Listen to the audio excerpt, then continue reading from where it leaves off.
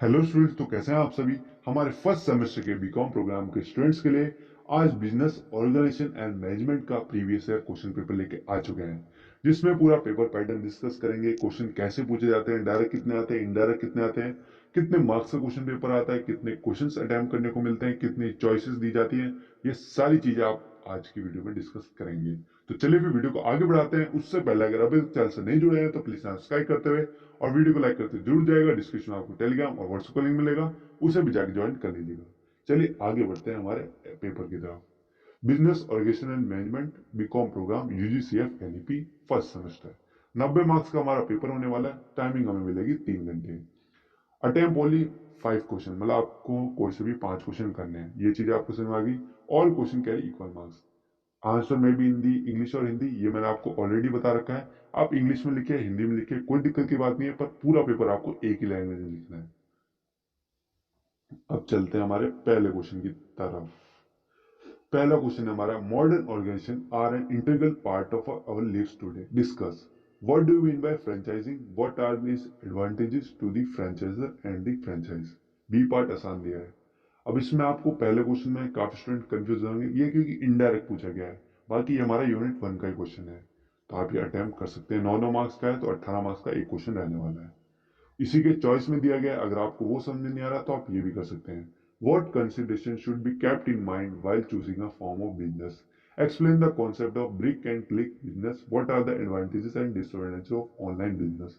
अब आप ये भी कर सकते हैं, इसका भी पार्ट आसान दिया है।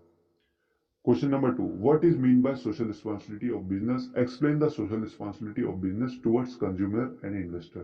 पूरा क्वेश्चन आप आंसर इसका बना के लिख सकते हैं, कोई दिक्कत की बात नहीं। मतलब काफी आसान क्वेश्चन दिया गया है। इसके बी पार्ट में क्या पूछा गया है, explain the meaning and layers of business environmental, how does it social and culture dimension influence business decision. इसके चॉइस में क्या दिया गया है, discuss the significance of idea generation for an entrepreneur, what sources of information can entrepreneur utilize in this regard, define business ethics and explain significance. अब देखिए B part में पूरा डायरेक्ट क्वेश्चन इन्होंने छाप दिया है, पर अब वो आपके ऊपर है। काफी स्टूडेंट होंगे जिसको दोनों की चॉइस में एक किसी का ए पार्ट समझ में आ रहा होगा और दूसरे वाले का बी पार्ट, तो उसमें स्टूडेंट कंफ्यूज हो जाता है। तो आपको अच्छे से अच्छा अटेम्प्ट करना है।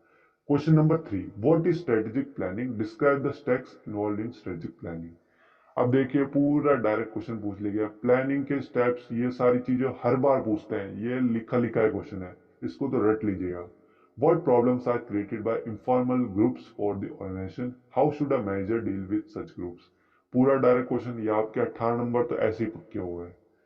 जिसने पढ़ा होगा मतलब बना के भी लिख सकता है। What are the various stages in the process of decision making? Decision discuss with the help of an example. ये चीज आपको ध्यान रखनी है। एग्जाम्पल से देके समझाना, डायग्राम से देके समझाना, वो जरूर आप ट्राई कीजिएगा अपने आंसर को लिखने में।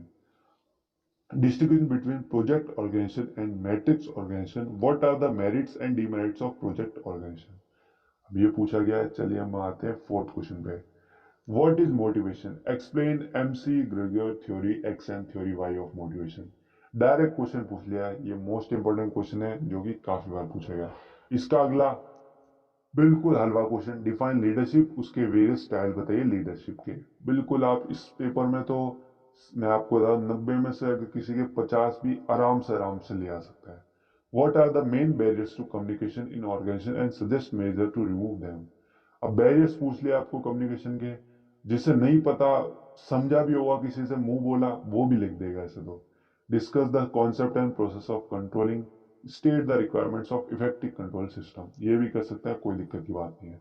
Right short note any two of the following. Last question आपको शॉर्ट नोट पे मिलेगा। आपको शॉर्ट नोट है तो इसमें भर के लिखना भी पड़ेगा। Work force diversity and inclusion, outsourcing, make in India movement, छाप दीजिए पूरा। Flexi time and work life balance, छाप दीजिए पूरा। अपनी लाइफ के बारे में जो जॉब कर रहे हो वो तो ऐसे लिख देंगे इसे। Learning from Ramayana and Gita for effective management, ये भी लिख सकते हैं अगर आपको समझ में आ रहा हो तो। बस गलत मत लिखिएगा। बाकी हिंदी मीडियम वाले स्टूडेंट्स, ये लीजिए आपके लिए भी। ये आ गया 5वां पेज, ये आ गया हमारा 6ठा पेज हिंदी मीडियम। आप इसे स्क्रीनशॉट ले सकते हैं। ये आ गया हमारा 7वां पेज।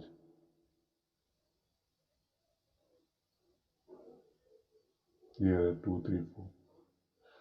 चलिए, सभी स्टूडेंट्स को समझ में आ ही गया होगा हमारा बिजनेस ऑर्गेनाइजेशन एंड मैनेजमेंट का कि भाई क्वेश्चन पेपर कैसा आने वाला है, कितने क्वेश्चन आने वाले हैं और पूरा पेपर पैटर्न। बिजनेस ऑर्गेनाइजेशन का पिछली बार तो बिल्कुल इजी लेवल का पेपर पूछा गया है। होपफुली आपका भी ऐसा आ जाए, इनमें से एक दो क्वेश्चन अटेम्प्ट होने, दोबारा री अटेम्प्ट छप जाए एज इट इज, हो सकता है। तो इन सभी क्वेश्चन को अटेम्प्ट जरूर कीजिएगा। नेक्स्ट किस पे चाहिए वो कमेंट्स में बता दीजिएगा आप। चलिए वीडियो को ही खत्म करते हैं।